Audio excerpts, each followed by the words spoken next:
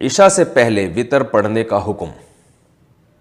عشاء کی نماز کے فوراً بعد دکان کھولنی ہوتی ہے، کیا نماز سے پہلے وطر پڑھ سکتے ہیں؟ محمد صدیق بھٹی مدینہ منورہ سے۔ بھائی جان ایسا نہیں کر سکتے، ایسا کریں گے تو کون آئے گا، آپ خود سوچیں۔ جو اللہ نے نمازوں کے ٹائم رکھے ہیں یہ ایسے ہی ہے جیسے آپ کہیں یار مجھے فجر میں جلدی جانا ہوتا ہے تو فجر میں عشاء کی نماز کے بعد ہی پڑھ لیا کروں۔ ہر نماز کا ایک ٹائم ہے، تو وطر کا ٹائم عشاء کے بعد شروع ہوتا ہے، تو آپ وطر عشاء کے بعد ہی پڑھیں۔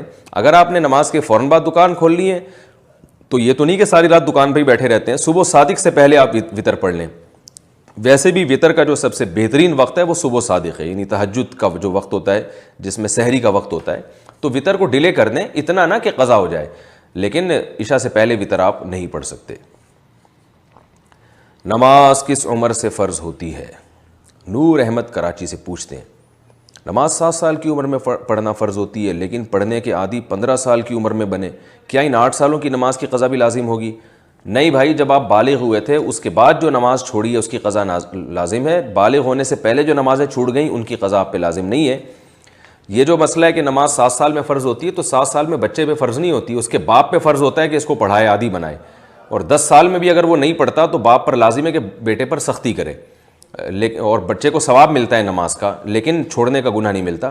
مگر یہ میرا کہ بچوں کو نہ سنائیں، بچوں کو یہی بتایا کریں کہ آپ پر نماز فرض ہے تاکہ ان کو عادت پڑے، لیکن والدین سے بہرحال سوال ہوگا اگر 10 سال کا بچہ نماز نہیں پڑھتا۔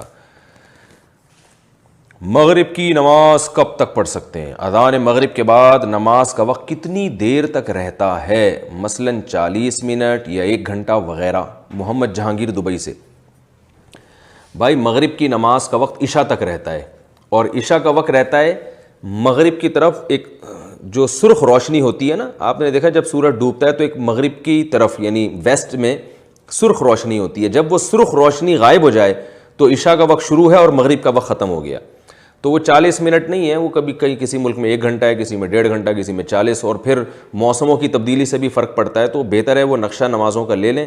بلکہ آج کل تو اپلیکیشن آئی ہوئی ہیں موبائل میں، اینڈرائڈ والے موبائل میں، اس میں دیکھ لیں آپ جس کنٹری میں اس میں مغرب کا وقت کب شروع ہوتا ہے۔ لیکن مغرب میں اتنی تاخیر کرنا بہرحال مکروہ ہے، برا ہے۔ مغرب کی نماز میں جلدی کرنا نبی صلی اللہ علیہ وسلم کی سنت ہے، اس میں بلا وجہ تاخیر کرنا یہ ٹھیک نہیں ہے، جتنا جلدی ہو مغرب کی نماز پڑھیں آپ۔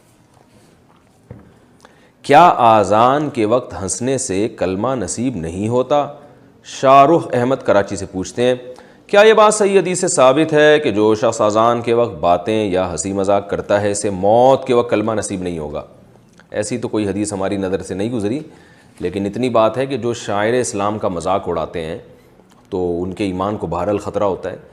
تو اذان کے وقت اگر توجہ ہی نہیں تھی پھر ہنسی مذاق کیا کسی نے تو غلط ہے، بری بات ہے، لیکن جان کر اگر کوئی اذان کا مذاق اڑائے اور کو توجہ بھی، لوگ اس کو بتا رہے ہیں بھائی اذان اڑی چپ ہو جاؤ، لیکن وہ چپ ہی نہیں ہو رہا اور لطیفے سنا رہا ہے اور ہا ہا ہو لگا کے رکھا ہوا ہے، تو یہ ایک مذاق اڑانے والی بات ہے۔ ایسے شخص کے بارے میں بہرحال خطرہ ہو سکتا ہے کہ یہ اللہ تعالیٰ کے یعنی ایک شاعر کی بالکل توہین کر رہا ہے، تو کہیں اس کا ایمان سلب نہ ہو جائے۔ یقینی طور پر نہیں کہا جا سکتا لیکن اس کا خطرہ ہوگا۔